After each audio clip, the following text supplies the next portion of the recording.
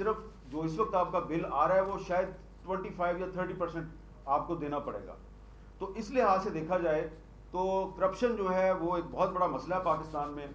जैसा कि पहले भी बात हुई कि बिजली मौजूद है लेकिन बिजली का बहरान भी मौजूद है। तो पाकिस्तान में मुसलमानों की अक्सरियत है लेकिन करप्शन सबसे बड़ा मसला है यहाँ पे पाकिस्तान में, क्योंकि आपके आइन में लिखा हुआ है कि पाकिस्तान में इस्लामी निज़ाम होगा लेकिन वो है नहीं है कोई भी। तो हर चीज़ जो है उसके पीछे अगर आप जाएं, उसको समझने की कोशिश करें तो कोई चीज़ मुश्किल नहीं है।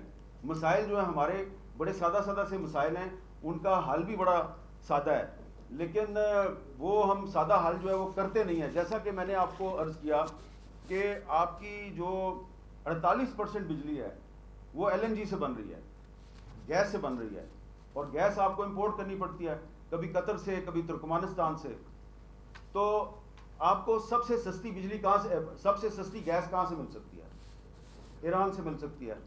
तो ईरान और पाकिस्तान जो और गैस पाइपलाइन का मंसूबा है वो तकरीबन मुकम्मल होकर पड़ा है, दोनों तरफ से पाइपलाइन बिछाई जा चुकी है, लेकिन कोई भी हुकूमत जो है उसमें इतनी हिम्मत और जुर्रत नहीं है कि वो ईरान से गैस पाइपलाइन जो है उसके ज़रिए सस्ती गैस इंपोर्ट करे। अब जो पिछली हुकूमत ख़त्म हुई है उसने ईरान से बिजली लेने के लिए शायद एक टेस्ट किया था कि अगर हम बिजली लेने की कोशिश करें तो क्या होगा, लेकिन मेरी इतला के मुताबिक इस पर उन पर काफ़ी प्रेशर आया है।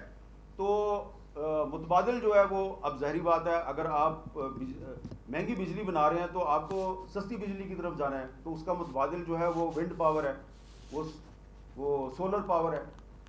विंड एनर्जी और सोलर एनर्जी जो है वो ये कहना बड़ा आसान है, लेकिन मुझे एहसास हुआ पिछले साल जब बहुत एक बड़ा सैलाब आया तो मुझे पाकिस्तान के चारों सूबों में जो दूर दराज सैलाब से मुतासरा इलाके हैं वहाँ पे मुझे विज़िट करने का इत्तेफाक हुआ। तो मैंने देखा कि दूर दराज जो बलूचिस्तान के इलाके हैं जो कि मेन हाईवे से भी बहुत दूर हैं और पानी में डूबे हुए थे, वहाँ पर लोग जो हैं उन्होंने ये सोलर पैनल ख़रीद के और वो बैटरियों के साथ जोड़ के तो वो अपना सिस्टम उन्होंने बनाया हुआ है, वो चल रहे हैं। और वहाँ पे कोई ये जो बिजली की ट्रांसमिशन लाइन है कोई नहीं, वहाँ पे कोई यानी कि खंबा खुंबा आपको नज़र नहीं आएगा, लेकिन वहाँ पे घरों में AC नहीं चलता लेकिन पंखे चलते हुए नज़र आएंगे आपको। तो जो पाकिस्तान का आम आदमी है जो बड़े शहरों में नहीं रहता, वो फिर भी किसी ना किसी तरीके से ज़िंदगी गुजार रहा है। तो हम जो बड़े शहरों में रहने वाले लोग हैं, इस्लामाबाद, कराची, लाहौर, रावलपिंडी, पेशावर, हमें चाहिए कि हम सोचें कि दूर दराज जो पाकिस्तान के पसमानदा इलाके हैं वहाँ पे भी तो पाकिस्तानी रहते हैं ना, वो भी तो इंसान ही है ना, वो कैसे ज़िंदगी गुजार रहे हैं। थोड़ा थोड़ा सा जो तर्ज़ ज़िंदगी है हमारा उसमें एक तफावत बहुत ज़्यादा है, एक डिफरेंस बहुत ज़्यादा बढ़ रहा है। थोड़ा सा हमें भी कोशिश करनी चाहिए कि हम गैस को कम इस्तेमाल करें, और अगर 70% पाकिस्तान की आबादी जो बड़े शहरों में नहीं रहती और ख़ास तौर पर बलूचिस्तान के लोग जिस सूबे से गैस निकलती है और उनको गैस नहीं मिलती, तो अगर वो गैस के बगैर ज़िंदगी गुजार रहे हैं तो आप लोग क्यों नहीं गुजार सकते? ये कहना बड़ा मुश्किल लग रहा होगा आपको, बड़ी अजीब सी बात लगेगी, लेकिन जब आप ये अपने बड़े बड़े शहरों से निकलेंगे और जो असल पाकिस्तान है, जो देही पाकिस्तान है, जहाँ पे ज़िंदगी की ज़्यादा सहूलियात नहीं है, जब आप वहाँ पे जाते हैं तो आपको पता चलता है ये भी इंसान है, ये भी AC के बगैर ज़िंदगी गुजार रहे हैं और गैस के बगैर ज़िंदगी गुजार रहे हैं। तो उन लोगों से हमें सीखना चाहिए, वो हमसे बुरी चीज़ें सीखते हैं, हमें उनसे अच्छी चीज़ें सीखनी चाहिए। एक और बात मैं यहाँ पे कहूँगा कि इसी निगरान हुकूमत में एक वज़ीर साहब हैं, जब वो वज़ीर नहीं थे और हुकूमत पाकिस्तान के एक बहुत बड़े अफसर थे और इस्लामाबाद में ही पोस्टेड थे, तो एक दिन उन्होंने मुझे इसी तरह बुलाया और उन्होंने मुझे ये कहा कि ये एक फ़ाइल मैं आपको दिखाना चाहता हूँ, ये सिर्फ आप फाइल देख लें और चले जाएं बस, अगर कोई चीज़ समझ आ जाए तो कहीं बोल दें। मैंने उनकी जब फाइल देखी, पढ़नी शुरू की, तो वो फाइल जो थी वो ये बता रही थी कि उनका महकमा जो है उसने CDA के साथ फटा डाला हुआ है कि आप जब इस्लामाबाद में कोई सड़क बनाते हैं या उसको रेनोवेट करते हैं सड़क, आप उसके साथ फुटपाथ क्यों नहीं बनाते? फुटपाथ के बगैर सड़कें क्यों बनाते हैं? जो पैदल चलने वाले लोग हैं उनको आप फैसिलिटेट क्यों नहीं करते? तो सीडीए जो है वो बहाने तराशता है, एलडीए बहाने तराशता है, केडीए बहाने तराशती है, फुटपाथ नहीं बनाते। तो मैंने वो जब फाइल देखी सारी, वो कॉरेस्पॉन्डेंस थी एलडीए की, केडीए की और सीडीए की। मैंने कहा ज़रा मुझे समझाएं, आप ग्रेड 22 के अफसर हैं, कि ये क्या मसला है, मुझे समझ नहीं आई कि सड़क बनती है साथ फुटपाथ नहीं बनता। उसने कहा भाई यही तो मैं आपको समझाने की कोशिश कर रहा हूँ कि इनको जो गाड़ियाँ बनाने वाली और मोटरसाइकिल बनाने वाली जो कंपनियाँ हैं उनका प्रेशर है इन पे, वो इनको बाकायदा भत्ता देते हैं हर महीने, लाखों में नहीं करोड़ों रुपए में, कि सड़क बनाओ, ज़रूर बनाओ, सड़क पे हमारी गाड़ी भी चलेगी, मोटरसाइकिल भी चलेगी। इसके साथ फुटपाथ नहीं बनाना, क्योंकि फुटपाथ बन गया तो ये जो लोग जो मोटरसाइकिल ख़रीदने में मजबूर हो जाते हैं, ये पैदल चलेंगे या साइकिल पे अब आना जाना शुरू कर देंगे। तो इससे जो ये महंगी गाड़ियाँ और मोटरसाइकिलें हैं, इनकी जो बाइंग है वो कम हो जाएगी। उन्होंने कहा ये है जी सारा मसला।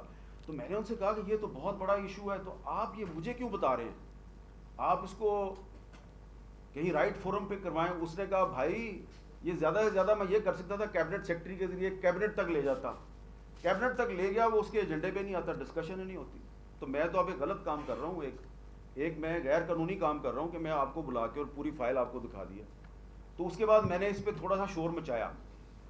अब मैं उनको मिला जाके, जब वो वजीर बन गए केयर टेकर गवर्नमेंट में, मैंने कहा जी वो जो आपने एक दफ़ा मुझे 5-6 साल पहले एक किस्सा समझाया था, तो अब तो आप खुद वजीर बन गए हैं, तो अब तो जो केयर टेकर कैबिनेट है उसमें आप इसको डिस्कस करेंगे?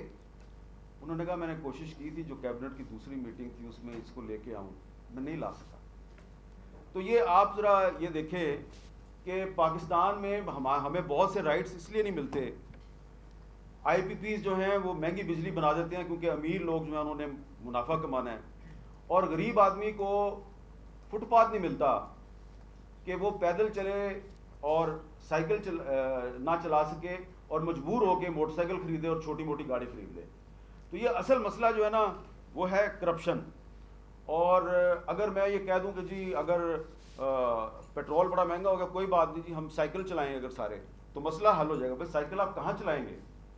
ये आप पिम्स में चले जाएं। ये भी जब मुझे ये चीज़ बताएगी तो मैंने एक और चीज़ इन्वेस्टिगेट की, वो भी बड़ी इंटरेस्टिंग है, कि पाकिस्तान के जो तमाम बड़े शहर हैं उनके जो हॉस्पिटल्स की जो एमरजेंसी है, वहाँ पे रोड साइड इंजरी के 70% मरीज़ जो हैं वो एमरजेंसी में जो मरीज़ आते हैं, 70% मरीज़ जो हैं वो रोड साइड इंजरी के होते हैं, क्योंकि फुटपाथ है नहीं है, लोग पैदल जा रहे होते हैं, बच्चे पैदल स्कूल जाते हैं, सरकारी बहुत से जो छोटे मुलाजमीन हैं वो पैदल जा रहे होते हैं, ख़वातीन पैदल जा रही होती हैं, फुटपाथ है नहीं है, तो आने जाने वाली गाड़ियाँ उनको टक्करें मारते हैं, वो गिरते हैं, तो मर जाता है, कोई ज़ख्मी हो जाता है। तो ये है सूरत हाल। तो इस सूरत हाल में अब हल क्या है? हल सिर्फ ये है कि वो जो हकूक, सिराजुल हक साहब ने मेरे कान में एक बात कही है, तो मैं जोर से बोले कभी कभार दिल की बात जुबान पर लाया करें ना जी। आप सारे के सारे अगर सेनेटर मुश्ताक अहमद खान बन जाए तो मैं ये कहने के लिए तैयार हूँ। जोर से बोले, क्योंकि सेनेटर मुश्ताक अहमद खान साहब ने इस मसले पे, ये बिजली के और आईपीपीज़ के मसले पे, वो पंजाबी में कहते हैं ना, नथ डाल दी और उसके बाद उनको कमेटियों से निकाल दिया। तो पाकिस्तान के आइन में जो हुकूक दिए गए हैं, अगर आप आइन पे कंप्रोमाइज़ ना करें और इस आइन पे अमल दरामद को यकीनी बनाएं, तमाम हुकूक आइन में मौजूद हैं, तो हमारे सारे मसले हल हो सकते हैं। लेकिन आप जानते हैं कि आजकल हुकूमत में वो लोग हैं जो आइन की खिलाफ वर्जी को ही पाकिस्तान का कौमी मुफाद समझते हैं, और हम ये समझते हैं कि आइन पे अमल दरामद कौमी मुफाद है। तो ये जो नेशनल इंटरेस्ट की डेफिनेशन है, इस पर बड़ा फटा है। जब तक ये फटा ख़त्म नहीं होता, आपके और हमारे मसाइल हल नहीं हो सकते। शुक्रिया। बहुत बहुत शुक्रिया हामिद मीर साहब।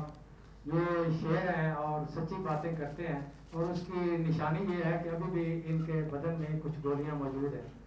जिंदाबाद। अब उसके बाद मैं दावत दूंगा इंजीनियर अखलाक हुसैन अब्बासी साहब से